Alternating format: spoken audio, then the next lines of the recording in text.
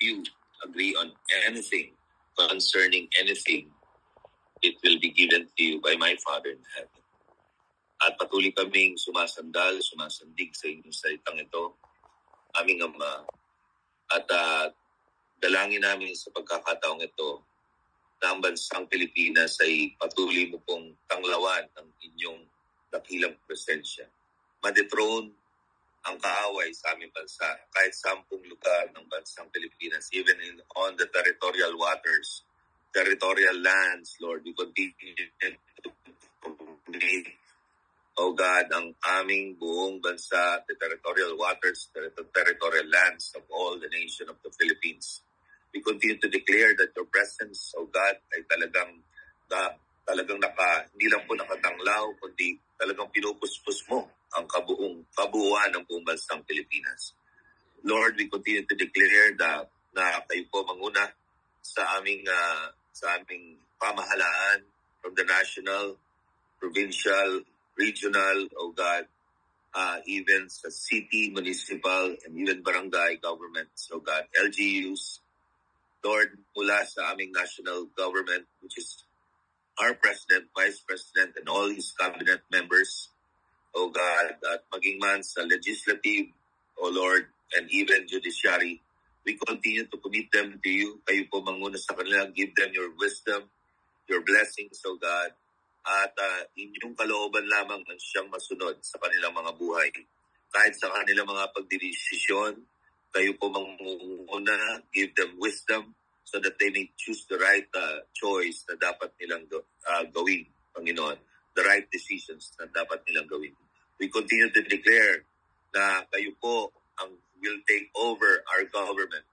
You will also take over our education. You will also take over our media, our entertainment, sports, and culture, our science and technology, O God. Lahat at bawat sectors of our society ay kayo po ang nangunguna, nagahari, namamahala, at namumuno, Panginoon.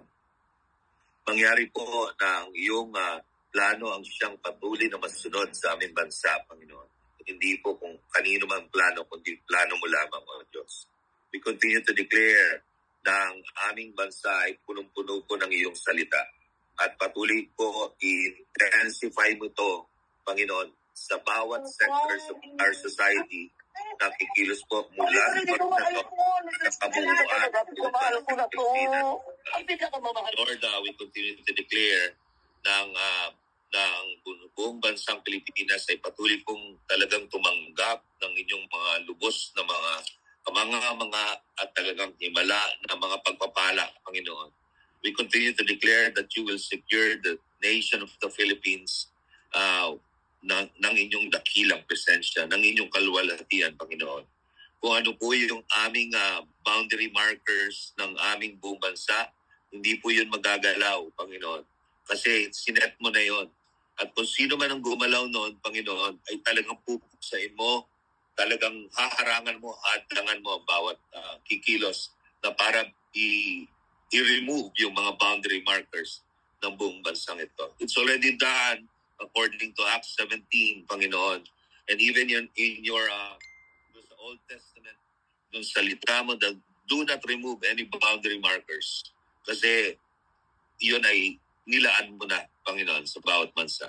At ikaw lang nakakalam noon because you are our sovereign Father, you are sovereign Lord, O God, na siyang kumikilos po patuloy sa aming bansa. Salamat po, aming Ama.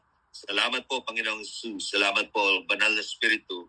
Ang inyong pagkilos ay lalong sumisiti, Panginoon, sa bansang ito because you wanted that this nation will reach its prophetic destination, O God. Salamat. Purihin ka, O God, sa pangalan ng Panginoong Kristo, ito po ang dalangin. Amen. Amen.